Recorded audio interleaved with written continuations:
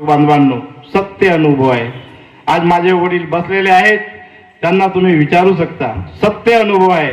किती भगवान आहे आपल्या पाठीशी. म्हणून सर्व सेवक बांधवांना माझी अशी कळकळीची विनंती आहे, बाबांनी दिलेले 4 ते आता जास्त दिवस झाले नाही आणि शॉर्टकटमध्ये सांगतो. माझ्याकडे शेती 2.5 एकर शेती आहे सेवक बांधवांनो, आणि त्या शेतामध्ये एक सोलर पंप लागलेला होता. त्या सोलर पंप मध्ये मी 1 महिना त्या सोलर पंपला चालवलं, पण कोणाचं नजरेमध्ये आला असेल त्या सोलर पंपचा माझा रिमोट कंट्रोल चोरी गेला. आता चोरी गेला म्हणून कसं माहित? सेवक बांधवांनो, सत्य घटना आहे. रात्रीला 12:30 वाजे साहेब जाग आला आणि घराच्या समोर दरवाजावर चोर उभा आहे हा दिसत होता. आणि झोपीतून उठलो, पाहलो चोर पळाला. चोर पळाल्यानंतर झोप लागली नाही. घरच्या लोकांना जागवलं. म्हणलं असा चमत्कार काय? मला आपल्या घरी तर मला चोरी झाली नाही, काहीच नाही, काही दिसत नाही. इकडे तिकडे बघितलो, काही दिसला नाही. सकाळ झाली, 3:30 वाजले. 3:30 वाजे जाग आल्यानंतर घराच्या बाहेरच निघायचा, 3 वेळेस पाहायच्या चोरालाच, पण चोर दिसायला खाली नाही. पण ते आपल्याला जागृती मिळाली. जागृती मिळाल्यानंतर असा मनामध्ये शंका निर्माण झाली नाही सेवक बांधवांनो, का आपल्या शेतावर चोरी झाली. सत्य भगवान आहे. खरोखर माझ्या बाबांनी सांगितलं की तत्व शब्द नियमाचा खरोखर जो पालन करत असेल तर त्याच्या पाठीशी खरोखर परमेश्वर हा 24ही घंटा विराजमान आहे. सकाळी उठलो, 4:30 वाजेची टायमिंग राहते सेवक बांधवांनो माझी फिरायची, उठायची. कारण की माझा छोटासा एक धंदा आहे. भाजीपाल्याचा धंदा करत असताना मी 4 वाजे, तो बारिश असो, उन्हाळा असो, हिवाळा असो, या पद्धती अनुसार मी 4 वाजे जागे होतो आणि पायदळ शेतावर जातो.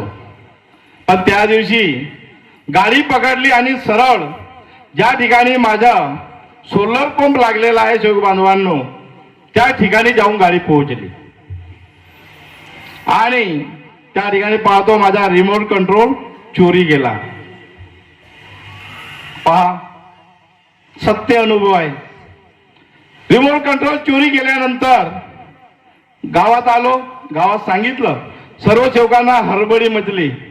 कोणी शिव्या देतो, कोणी काही देतो. त्या सेवकांना सांगितलं, दादा म्हटलं शिव्या देऊ नका, रिमोट कंट्रोल चोरी माझा गेलाय. नाही म्हणे हा बरोबर नाही, असा नाही, तसा नाही. कोणी कोणत्या भाषामध्ये बोलायला लागले.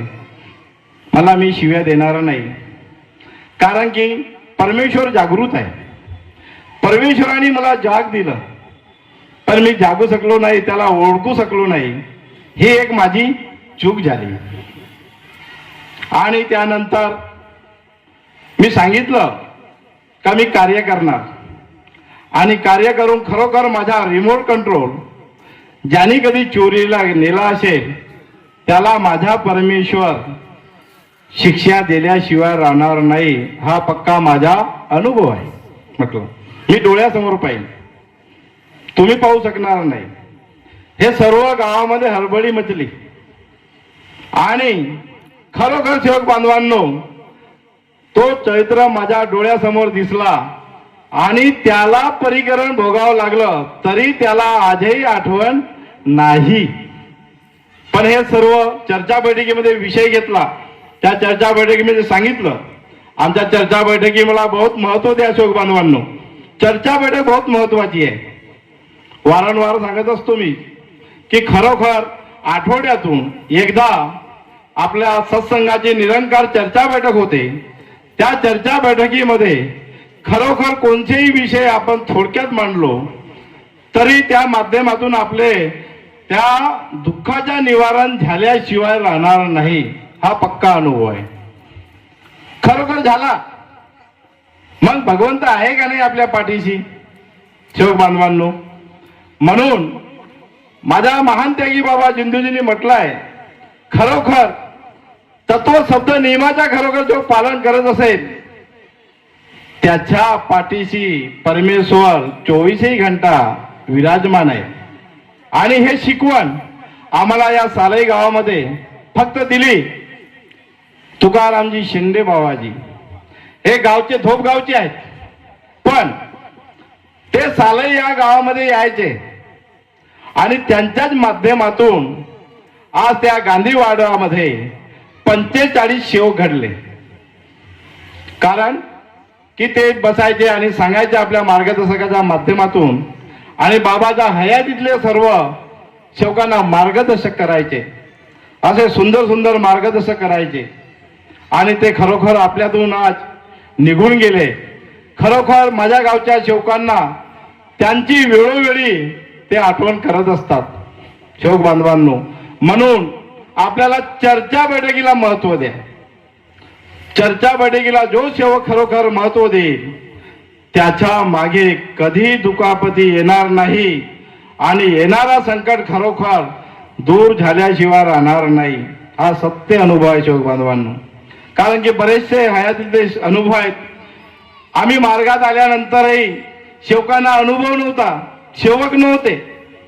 त्यावेळेस कुसनजी ठाकरे हे एक प्रथम सेवक म्हणून सालई गावामधून झालेले होते आणि ते आज बसलेले आहेत माझे वडील. त्यांच्यावर आम्ही बरेचसे कम से कम 12-13 वर्षाचा होतो सेवक साहेब.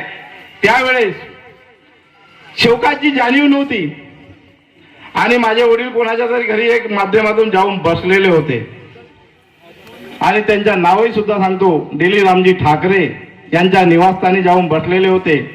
आणि त्या ठिकाणी एक तांदरी हलवणेवाला बावाजी त्या ठिकाणी बसलेला होता.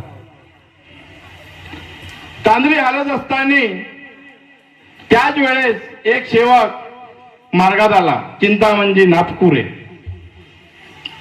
आणि माझे वडील असे गप्पा सप्पा करून खरोखर टाइमपास केलं, पण त्यांची नजर माझ्या वडिलांकडे गेली.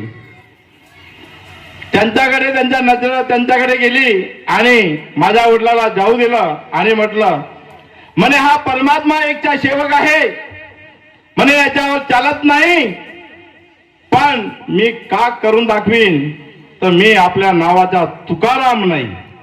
या शब्दामध्ये त्यांनी यूज केलं सेवक बांधवांना. आणि आमच्याकडे म्हशी होत्या, त्यावेळेस म्हशीच्या दूध काढायचं. सायंकाळ झाली, म्हशीच्या दूध काढलं.